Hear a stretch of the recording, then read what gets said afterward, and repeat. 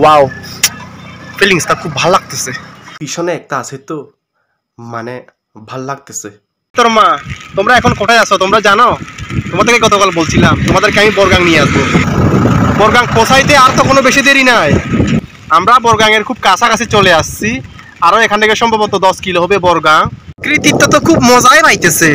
মানে তুমি তো সচরাচর তুমি রাঙামাটি ব্রাজিল ব্রিজে আসতে পারো না, তো হঠাৎ আসছো ব্রিজে ভিজে ভিজে ব্রাজিল ব্রিজের সৌন্দর্য উপভোগ করতে খুব ভালো লাগতেছে নাকি? কৃতিত্ব তোমাকে দেখাচ্ছি, দাঁড়াও এইদিকে দেখাও। এই যে ব্রাজিল ব্রিজটা দেখো কত সুন্দর। দেখো এই যে সামনে হচ্ছে যে কাপ্তাই লেকের পানি, তারপর তোমার ডান সাইডে দেখো কত সুন্দর ব্রিজ। তাই যে আসাম বস্তি ব্রিজে একটি অবাক কাণ্ড ঘটে গেছে। এই যে একটি এটা যে এগুলা কি বোট বলে, এগুলা প্লাস্টিক বোট আর কি।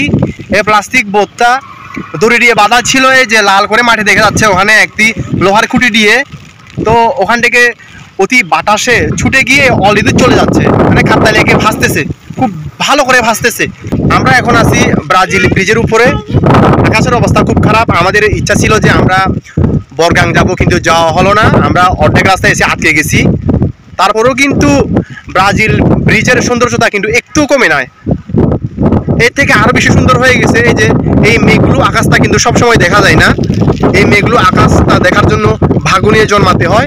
আকাশটা কালো করে ফেলছে, যে এক সাইড সাদা হয়ে গেছে, তার মানে কি ভারী বর্ষণ হবে রাঙামাটিতে। গাড়ি কিন্তু স্বাভাবিকভাবে চলাচল করতেছে, কিন্তু বৃষ্টির কারণে এখন কোনো গাড়ি চলাচল করতে পারতেছে না, খুবই কম চলাচল করতেছে। আচ্ছা কৃতিত্ব, তোর মা কেমন লাগতেছে? আজকে তো সাঁতার তো উড়ার কাজ করতেছে। এখন তুমি কি কাজ করতেছো বলো? এই যে তোমাদেরকে তো আমার এই সময় নিয়ে আসা ঠিক হয় নাই। তো যাই হোক, এই বর্ষণ মুখর দিনে আলাদা একটা ফিলিংস থাকে, একটু ঘুরতে বের হবো। সবসময় তো এভাবে তোমাদেরকে নিয়ে বের হওয়া যায় না। একসময় তুমি আর আমি আসছিলাম এই ব্রাজিল ব্রিজে, আর আজকে কৃতিত্ব আছে। আমার খুব ভালো লাগতেছে। কৃতিত্ব তো যখন তখন আসতে পারে না, আমরা তো ইচ্ছা করলে আসতে পারি। আর তাদের মতো শত বাচ্চাদেরকে নিয়ে তো যখন তখন আসা যায় না। এই যে আজকের আকাশটা খুব খারাপ, আকাশটা খুব কালো, আকাশের অবস্থা খুব খারাপ। তারপরেও তেমন কোনো বৃষ্টি হচ্ছে না, খুব ভালোই লাগতেছে। আমাদের আর বরগাং যাওয়া হলো না। শেষ পর্যন্ত আমরা বিদায় নিচ্ছি ব্রাজিল ব্রিজের উপর থেকে। কৃতিত্ব, তোমাকে আর আমরা বরগাং ব্রিজে নিতে পারলাম না। তুমি এখানেই বরগাং ব্রিজের ফিলিংসটা নিয়ে নাও। Wow wow, very wow. মেঘ দেখে কেউ করিস নে ভয়, আড়ালে তার সূর্য হাসে। আর সেই কথাটি আজকে সত্য হলো। দূর আকাশে কালো মেঘ জমবে, হ্যাঁ কালো মেঘ জমবে, অনেক মেঘ জমবে, ভয়ঙ্কর রূপ ধারণ করবে আকাশে। কিন্তু ভয় পেলে চলবে না, কেননা কথাই তো আছে, মেঘ দেখে কেউ করিস নে ভয়, আড়ালে তার সূর্য হাসে। মেঘ অলরেডি কেটে চলে গেছে, এখন কিন্তু রোদ দিচ্ছে না, কারণ এখন রোদ দেওয়ার সময় না। কিন্তু মেঘ কিন্তু কেটে চলে গেছে। আবার কিন্তু আগামীকাল সকালে কিন্তু রোদে এই পৃথিবীটা ঝিকিমিকি ঝিকিমিকি ঝিল ঝিল ঝিল চকচকে করবে। ওয়াও, আর অনেক সুন্দর হবে আমাদের এই পৃথিবীটা যখন রোদ পড়বে এই ভূপৃষ্ঠে, এই পুরো পৃথিবীতে। পুরো পৃথিবী আলোকিত হয়ে যাবে। এই জন্য শিক্ষা নিতে হয়, বিপদে পড়লে যেন আমরা ঘাবড়ে না যাই, আমরা যেন বিচলিত না হই। বিপদে পড়লে আমাদেরকে চিন্তা করতে হবে বিপদ থেকে আমরা কিভাবে মুক্তি পাবো, আমাদের সেই পথটাই খুঁজতে হবে। 1.5 ঘন্টা আগে আমরা আসাম বস্তি ব্রিজে আসছিলাম, তখন পুরো আকাশটা কালো মেঘে ঢাকা ছিল। কিন্তু এখন সেই মেঘ অলরেডি কেটে চলে গেছে, এখন বৃষ্টি থামাও বন্ধ হয়ে গেছে। এখন পরিবেশটা খুব একেবারে ক্লিন লাগছে, মানে পরিবেশটা এমন সুন্দর লাগতেছে, মানে বলার মতো না। এই যে একটু করে দেখাচ্ছি, আসাম বস্তি ব্রিজ একেবারে ক্লিন হয়ে গেছে। ওয়াও, ওই যে দূর আকাশে যে সাদা মেঘগুলো দেখা যাচ্ছে, একসময় ওই সাদা মেঘের সাথে কালো মেঘ ছিল, এখন সেই কালো মেঘ কেটে গেছে, এখন সাদা মেঘ। এখন আর কোনো বৃষ্টি নেই, এখন আসাম বস্তি ব্রিজে কোনো বৃষ্টি পড়তেছে না, একেবারে সুন্দর হয়ে গেছে পরিবেশটা। যে কথা সেই কাজ। গতকাল পলোয়েল পার্কে ছিলাম, আর কথা দিয়েছিলাম যে আমরা পলোয়েল পার্কের পরে আমরা বরগাং ব্রিজে বেড়াতে যাব। তো আজকে আমরা আসছি ব্রাজিল ব্রিজে। তো 1.5 ঘন্টা আগে এখানে খুব বৃষ্টি হচ্ছিল, এখন কিন্তু অলরেডি বৃষ্টি কেটে গেছে। তো আমরা এখন সরাসরি আমরা চলে যাব সেই বরগাং ব্রিজের উদ্দেশ্যে। ওয়াও, ফিলিংসটা খুব ভালো লাগতেছে। পিছনে একটা আছে তো, মানে ভাল লাগতেছে, কিছু বলার মতো নাই। আর পিছনে একটা থাকলে আর শক্তি তো ঠিকই বাড়ে, বুঝতে পারতেছেন তো আমি কোন ফিলিংসে আছি। আর কৃতিত্ব তো যে পিছনে আছে, এই যে কৃতিত্ব পিছনে আছে। কৃতিত্ব তোমার কি হয়েছে? নুডলস কে তোমার অবস্থা খারাপ হয়েছে নাকি? বমি আসতেছে নাকি? মানে কৃতিত্বর ফিলিংস আলাদা। সে তো চাচ্ছিল এই ব্রাজিল ব্রিজে একটু নামবে, তো নামতে দিচ্ছি না, এখানে কাটা তো, তাকে আর এই বৃষ্টিতে এই আমি তার নামতে দিচ্ছি না। ঠিক আছে কৃতিত্ব, তুমি পিছনে বসে থাকো, তুমি মাঝখানে থাকো, তুমি শত মানুষ, তুমি মাঝখানে থাকো, তোমাকে নিয়ে আমরা এখন বরগাং যাচ্ছি। ঠিক আছে, তো শেষ ম্যাচ আমরা যাচ্ছি বরগাং। ওয়াও, সেই তো কি আমি কি কথা রাখতেছি? তোমাদেরকে আমি শেষ পর্যন্ত বরগাং ব্রিজ নিয়েই যাচ্ছি, যেভাবে হোক নিয়ে যাচ্ছি। এই যে কৃতিত্ব মানে খুব দুর্বল হয়ে গেছে রাস্তায়, আস্তে আস্তে একটু রেস্ট দিচ্ছি আর কি তাদেরকে। আমি তাদেরকে আজকে বরগাং যেই গাড়িতে করে নিয়ে যাচ্ছি, সেই গাড়িটি রাঙামাটিতে এখন ট্রেন্ডিংয়ে আছে। সেই গাড়িটি হচ্ছে যে এই হিরো হুন্ডা। ওয়াও, মানে দেখার মতো একটা মোটরসাইকেল।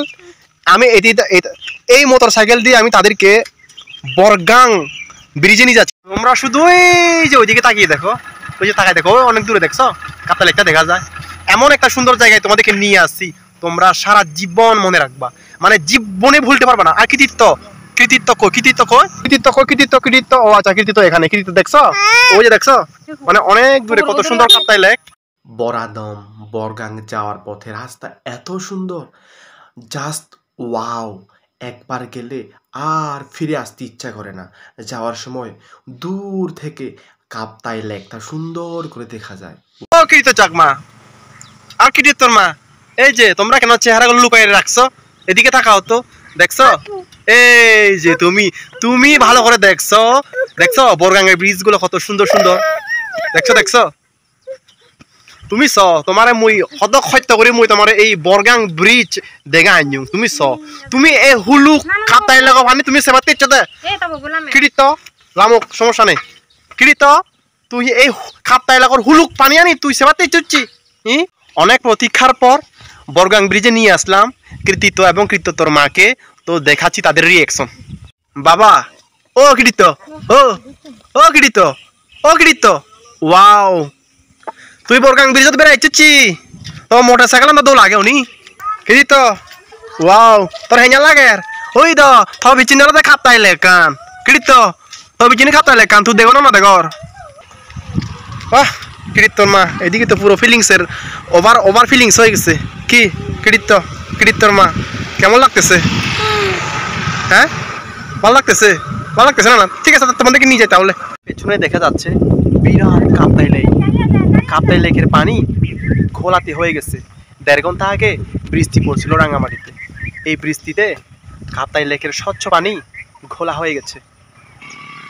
রাঙামাটি বরাদম যাওয়ার পথে 2-3টা ব্রিজ পরে, সেই ব্রিজের উপরে আমি এখন দাঁড়িয়ে আছি। আগে এই ব্রিজগুলো না হওয়ার আগে নিচ দিয়ে ছিল উঁচু নিচু পাহাড়। এই উঁচু নিচু পাহাড় বেয়ে হচ্ছে আমাদের বরাদম, মোরঘোনা আমাদের যেতে হতো। কিন্তু এখন যোগাযোগ ব্যবস্থার আমরা সুফল ভোগ করছি। আগে রাস্তার অবস্থা ভালো না থাকার কারণে যোগাযোগ ব্যবস্থা খুব খারাপ ছিল, 2 দিকে খাদ ছিল, গাড়ি অনায়াসে আসা যাওয়া করতে পারতো না। এই ব্রিজ করে দেওয়ার ফলে এখন যোগাযোগ ব্যবস্থার সুফল আমরা সকলে ভোগ করছি। আর যারা দূর থেকে দর্শনার্থীরা আসেন, এই দর্শনার্থীরা খুব ভালো করে রাঙামাটির যে কাপ্তাই লেক আছে, এই কাপ্তাই লেকের দৃশ্য, রাঙামাটির যে সৌন্দর্য আরও ভালো করে উপভোগ করে যেতে পারেন। রাঙামাটিতে যতগুলো স্পট আছে, সেই স্পটগুলোতে টাকা খরচ করে সেই স্পটগুলোর সৌন্দর্য দেখতে হয়। কিন্তু মোরঘোনা বরাদম যাওয়ার পথে যে 2-3টা ব্রিজ পরে, এই ব্রিজ থেকে যে সুন্দর দৃশ্য দেখা যায়, এই সুন্দর দৃশ্যগুলো কিন্তু সেসব স্পট থেকে এই ব্রিজের যে সৌন্দর্য আছে এগুলো কিন্তু কম না। আপনারা খালি একটু দেখুন, এই যে এই বরাদম এই ব্রিজের উপর থেকে রাঙামাটির লেকটা বিশাল সুন্দর করে দেখা যাচ্ছে। কথায় আছে না, নদীর এপার কহে ছাড়িয়া নিঃশ্বাস, ওপারেতে সর্বসুখ আমার বিশ্বাস। আমাদের চারপাশে অনেক সুন্দর সুন্দর জায়গা রয়েছে, যেগুলো আমরা দেখেও কুলাইতে পারবো না। আসুন আমরা নিজের চারপাশের পরিবেশটাকে আমরা দেখি, ভালোবাসে আমাদের নিজ জায়গাকে।